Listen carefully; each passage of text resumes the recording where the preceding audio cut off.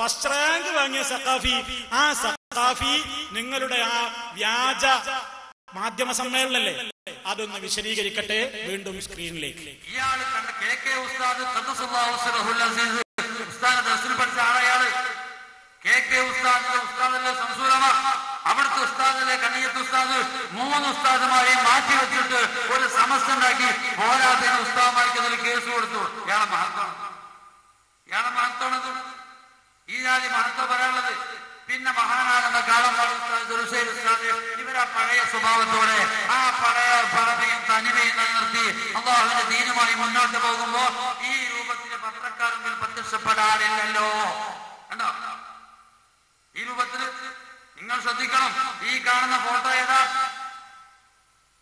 ഇത് കാണുമ്പോൾ കുട്ടികൾ മനസ്സിലാക്കി സുബ്ഹാനല്ലാഹ്, നാളെ അബ്ദുൽ ഖാസിർ ഇയാളെ കൈകൊണ്ട് കിട്ടാന്ന് ഇവരെ വിചാരം. കാരണം എന്താ? ബിൽ ക്ലിന്റനെ പോലത്തെ, ജോർജ് W. ബുഷിനെ പോലത്തെ ലോക രാഷ്ട്രനായകന്മാരെ മുന്നിലേക്ക് വരുന്നത് പോലെ ഈ കാണുന്ന ചാനലുകളുടെ മൈക്കുകൾ മുഴുവനും കണ്ടപ്പോ ഇതുപോലത്തെ വലിയൊരു വാർത്താ മാധ്യമ സമ്മേളനം നടത്താൻ ഇയാളല്ലാതെ വേറൊരാൾക്ക് ഒരു മുസ്ലിം പണ്ഡിതന് കഴിഞ്ഞിട്ടില്ല.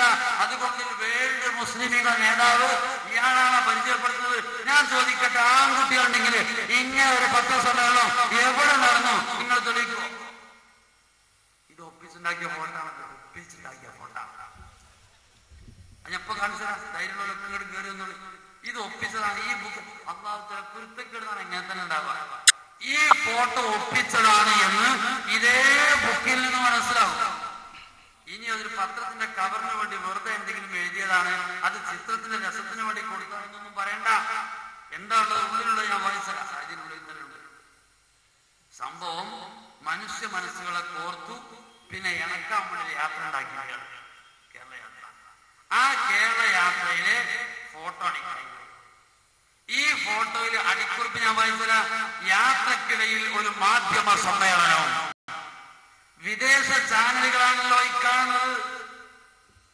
ഈ വിദേശ ചാനലുകൾക്ക് മുമ്പിൽ ഇയാളിങ്ങനെ സംസാരിക്കുന്നതായ ഒരു ഫോട്ടോ ഇവര് പ്രസിദ്ധീകരിക്കുകയും ഇത് വാർത്താ മാധ്യമ സമ്മേളനമാണ് എന്ന് അടിക്കുറിപ്പ് കൊടുക്കുകയും ചെയ്ത കളവാണത്.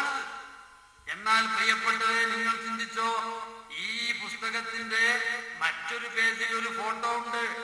ഏതാണ് ആ ഫോട്ടോ? ഇയാൾ ഇങ്ങനെ എഴുതുന്ന ഫോട്ടോ.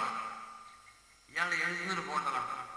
ഇതിന്റെ അടിയിൽ കൊടുത്തതല്ലോ, പേന കൊണ്ട് എഴുതാൻ പഠിപ്പിച്ച നാഥന്റെ നാമത്തിൽ യാത്രയിലെ വിശ്രമത്തിനിടയിൽ ഒരു നിമിഷം. അപ്പൊ ശൈഖുന ഇങ്ങനെ എഴുതുകയാണ്. ഈ എഴുതുന്ന ഫോട്ടോ, ഈ ഫോട്ടോ ശരിക്കും സൂക്ഷിച്ചോ. ഇതേ ഫോട്ടോ എടുത്തിട്ട് ഇതാ കൊണ്ടുവന്ന മൈക്കിനെ അതേ ഫോട്ടോ, 2 ഫോട്ടോ നിങ്ങൾ നോക്കാം. താടിക്ക് കുഴപ്പമില്ല, മുടിക്ക് കുഴപ്പമില്ല, തലയെക്കെട്ടിന് കുഴപ്പമില്ല, അദ്ദേഹത്തിന് ഒന്നിനും കുഴപ്പമില്ല. അതേ കോലത്തിൽ കൊണ്ടുവന്ന് 2ഉം ഒന്നിച്ച് വെച്ച് നോക്കിക്കോ. 2ഉം ഒന്നിച്ച് വെച്ചിട്ട് ഇതേ ഫോട്ടോ എടുത്തു കൊണ്ടുവന്ന് മൈക്കിന് മുമ്പിൽ കൊണ്ടുവന്ന് ഒപ്പിച്ചിട്ട് കൊടുത്തു. ഇതാരെ പറ്റിക്കാനാണ്? സമസ്തക്ക് മഹത്വങ്ങൾ ഒന്നും പറയാനില്ലെങ്കിലും ഈ ജാതി തട്ടിപ്പുകൾ ഇന്ന് വരെ സമസ്തയുടെ ഒരൊറ്റ ഉലമാക്കൾ നടത്തിയിട്ടില്ല.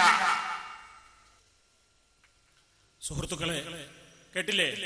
ഉളുപ്പില്ലാതെ കളവ് പറയുന്നത് ശിഷ്യൻ തന്നെ വിശദീകരിക്കുകയാണ്.